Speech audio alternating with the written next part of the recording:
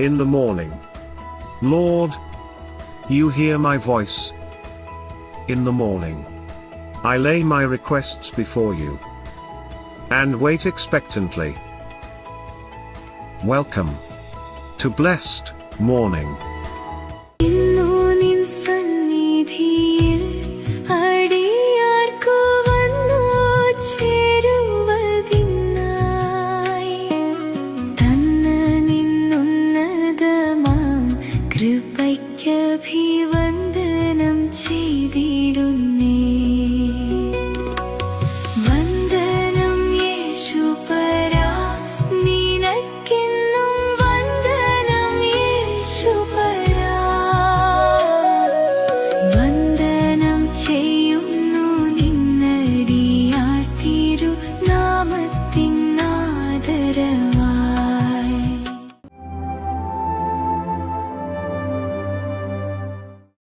പ്രിയരെ, അനുഗ്രഹിക്കപ്പെട്ട ഒരു പ്രഭാതം കൂടെ നമ്മുടെ ജീവിതത്തിൽ അനുവദിച്ചു തന്ന വലിയവനായ ദൈവത്തെ നമുക്ക് ഒരുമിച്ച് ചേർന്ന് നന്ദി പറയാം. എത്ര പേർ പറയും, ഞാൻ നിന്നുവല്ല, എൻ്റെ ദൈവം എന്നെ നിർത്തിയതാണ്. ഒന്നുകൂടെ പറഞ്ഞു കഴിഞ്ഞാൽ 2026 ജൂലൈ മാസം 26-ാം തീയതി വരെയും എന്നെയും എൻ്റെ കുടുംബത്തെയും കണ്ണിലെ കൃഷ്ണമണി പോലെ സൂക്ഷിക്കുകയും വിടുവിക്കുകയും ചെയ്ത വലിയവനായ ദൈവത്തിന് നന്ദി പറഞ്ഞുകൊണ്ട് ഈ പ്രഭാത ചിന്തയിലേക്ക് നമുക്ക് ഒരുമിച്ച് അടുത്തു വരാം.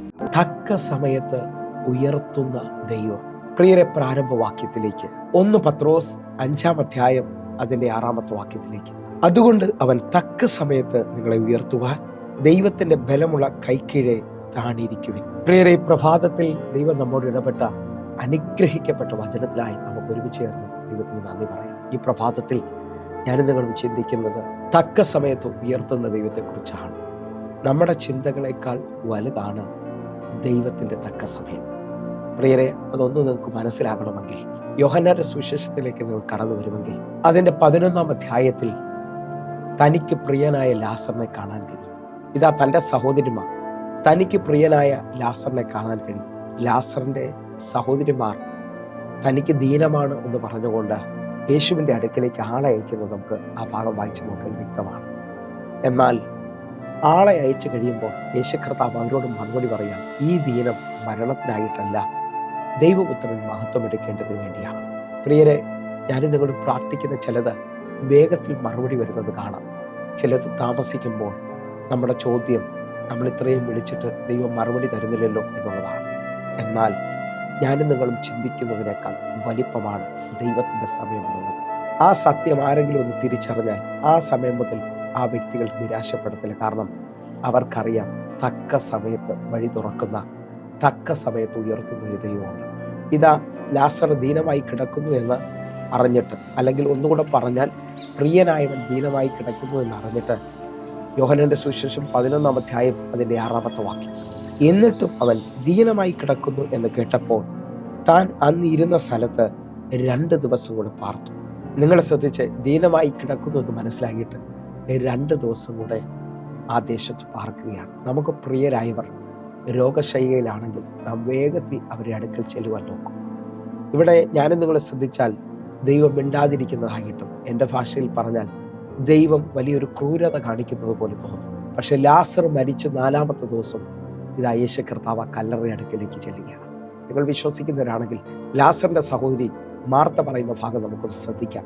യോഹന്നാന്റെ സുവിശേഷം 11-ാം അധ്യായം അതിൻ്റെ 21-ാമത്തെ വാക്യം, മാർത്ത യേശുവിനോട്, കർത്താവേ, നീ ഇവിടെ ഉണ്ടായിരുന്നെങ്കിൽ എൻ്റെ സഹോദരൻ മരിക്കില്ലായിരുന്നു. മാർത്ത പറയാണ്, നീ ഇവിടെ ഉണ്ടായിരുന്നെങ്കിൽ എൻ്റെ സഹോദരൻ മരിക്കത്തില്ല. ഇതേ വാക്കുകൾ തന്നെയാണ് മറിയം ആ കാൽക്കൽ വീണ് പറയുന്നത്. എന്നാൽ യേശു കർത്താവ് മാർത്തയോട് പറയാണ്, വിശ്വസിച്ചാൽ നീ ദൈവത്തിന്റെ മഹത്വം കാണും. ദീനമായി കിടക്കുമ്പോൾ തന്നെ ലാസറിനെ യേശു സൗഖ്യമാക്കിയായിരുന്നെങ്കിൽ ആ 3 പേര് മാത്രമേ ആ സൗഖ്യം അറിയത്തുള്ളായിരുന്നു. നിങ്ങളുടെ ചില വിഷയങ്ങൾ താമസിക്കുന്നുണ്ടെങ്കിൽ, നിങ്ങളുടെ പ്രാർത്ഥനകളുടെ മറുപടികൾ വൈകുന്നുണ്ടെങ്കിൽ, ദൈവത്തിൻ്റെ സമയം അത് വലിയ വലിപ്പത്തിലാണ് വെളിപ്പെട്ട് വരുന്നത്. ആ ദേശം മുഴുവൻ അറിയുന്ന രീതിയിൽ ലാസറിനെ മരണത്തിൽ നിന്ന് ദൈവം എഴുന്നേൽപ്പിക്കുകയാണ്.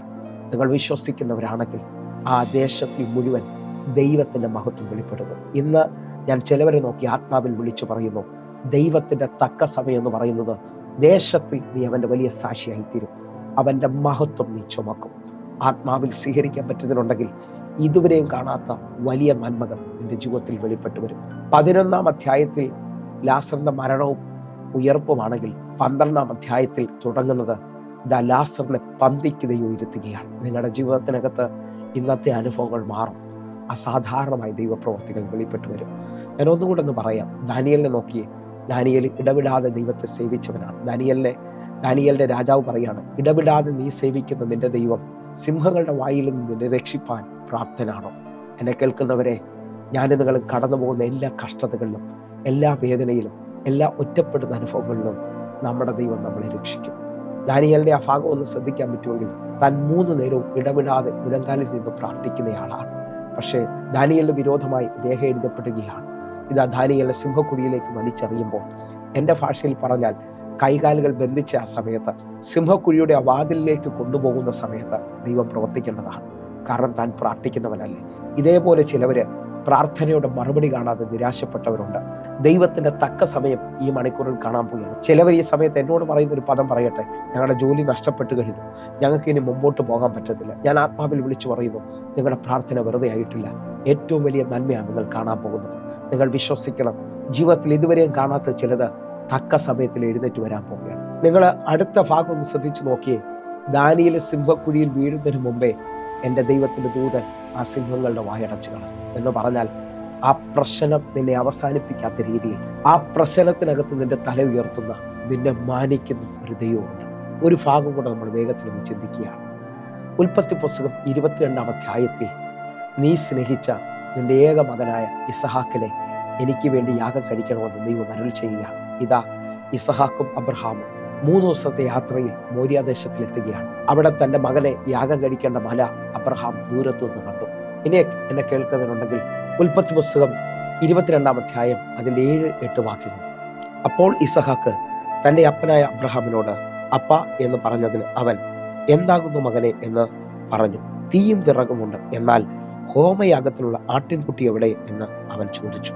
8-ാമത്തെ വാക്യം, ദൈവം തനിക്ക് ഹോമയാഗത്തിനുള്ള ഒരു ആട്ടിൻകുട്ടിയെ നോക്കിക്കൊള്ളും മകനെ എന്ന് അബ്രഹാം പറഞ്ഞു. അങ്ങനെ അവർ ഇരുവരും ഒന്നിച്ചു നടന്നു. നിങ്ങൾ ഈ 2 വാക്യങ്ങളൊന്ന് ആഴമായി ശ്രദ്ധിച്ചാൽ ഒരു വലിയ സത്യം കാണാൻ പറ്റും. അബ്രഹാം ഇസഹാക്കിന്റെ മുകളിലേക്ക് യാഗത്തിനുള്ള വിറകെടുത്ത് വെച്ചേക്കുകയാണ്. എന്ന് പറഞ്ഞാൽ അവൻ കൊച്ചു കുഞ്ഞല്ല. ആ വിറക് ചുമന്ന മല കയറാനുള്ള ശക്തി അവനുണ്ട്. അത്രത്തോളം വളർന്നൊരു കുഞ്ഞാണ്. ആ നിലയിൽ അബ്രഹാമിനോട് ഇസഹാക്ക് ചോദിക്കുകയാണ്, നമ്മുടെ കയ്യിൽ തീയും വിറകുമുണ്ട്, എന്നാൽ യാഗവിറക് എവിടെയാണ്?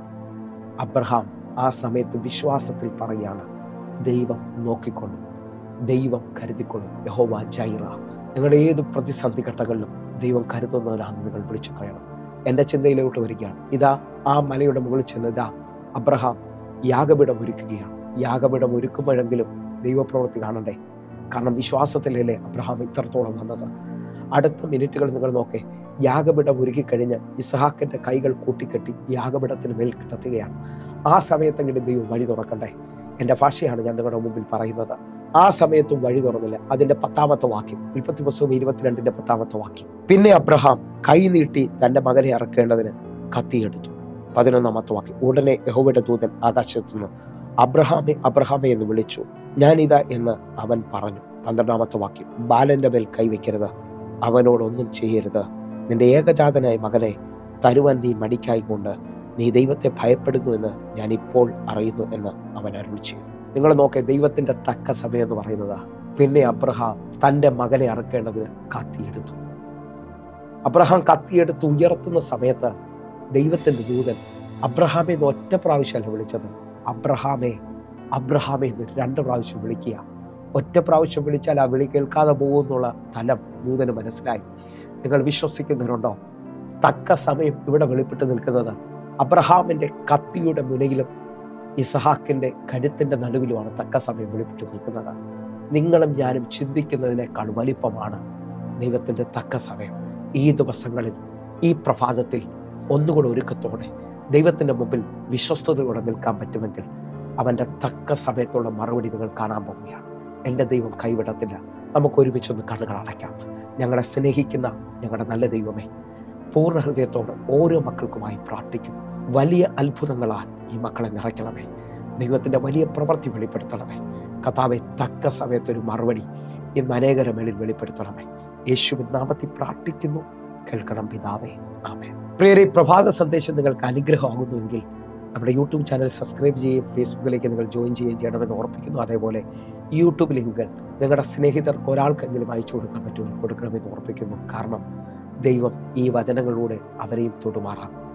ദൈവം ചിലവർക്ക് വേണ്ടി അസാധാരണമായ വാതിലുകൾ തുറക്കും. അതേപോലെ തന്നെ എല്ലാ ദിവസവും വൈകിട്ട് 6 മണിക്ക് നമുക്ക് സൂമിൽ ആരാധനയുണ്ട്. നിങ്ങൾ ഈ സൂം ഐ ഡിക്ക് വേണ്ടി ഇപ്പോൾ തന്നെ മെസ്സേജ് അയക്കുകയോ വിളിക്കുകയോ ചെയ്യണം. നിങ്ങളുടെ പ്രാർത്ഥനാ വിഷയങ്ങൾക്ക് വിളിക്കണമെന്ന് ഓർപ്പിക്കുന്നു. എങ്കിൽ അടുത്ത ദിവസം കാണുമ്പോഴേയും സ്വർഗത്തിലെ ദൈവം നിങ്ങളെ കാക്കുമാറാകട്ടെ. God bless you. ആമേൻ.